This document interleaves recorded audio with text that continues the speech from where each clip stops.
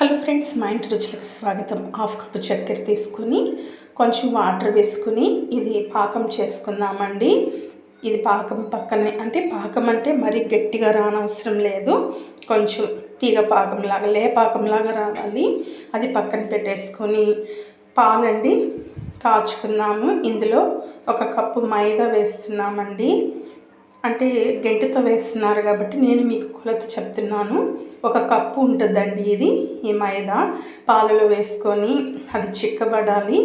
ఒక 2 స్పూన్ల చక్కెర కూడా ఇందులో వేసేస్తున్నాము.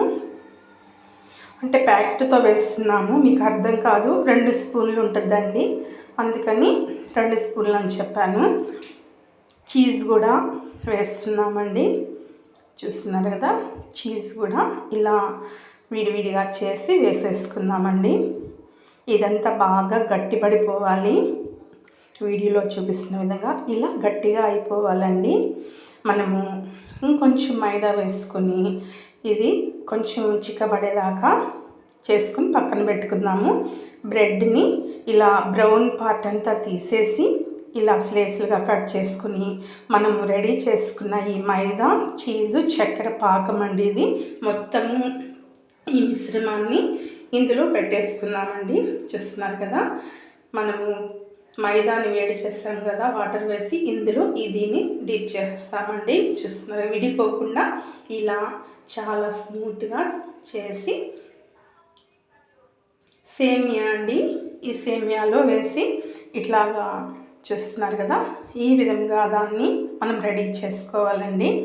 ఇది ఇంకా సన్న సేమియా అయితే బాగుంటుంది. మాకు ఇదే అందుబాటులో ఉన్నిందండి. కొంచెం బటర్ వేసుకొని కొంచెం నెయ్యి వేసుకొని ఇది ఫ్రై చేసేసుకుందామండి. ఎక్కువ ఆయిల్ అయితే ఏమీ పడదు. నెయ్యి, బటర్తో మనము ఈ స్వీట్ని రెడీ చేసేసుకుంటాము. ఇది రెడీ అయిపోయాక మనము చక్కెర పాకం ఉంది కదండి, దాన్ని కూడా దీని మీద వేసేసుకుందామండి. ఈ స్వీట్ మీద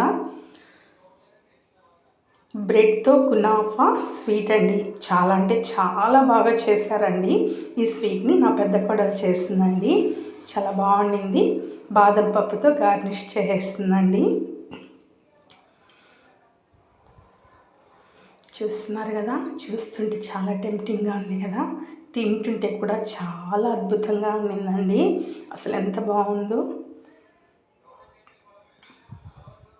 కొత్త స్వీట్లన్నీ మా కోడలు పిల్ల చేసి పెట్టేస్తుందండి. నచ్చితే లైక్ చేయండి, షేర్ చేయండి, కామెంట్ చేయండి.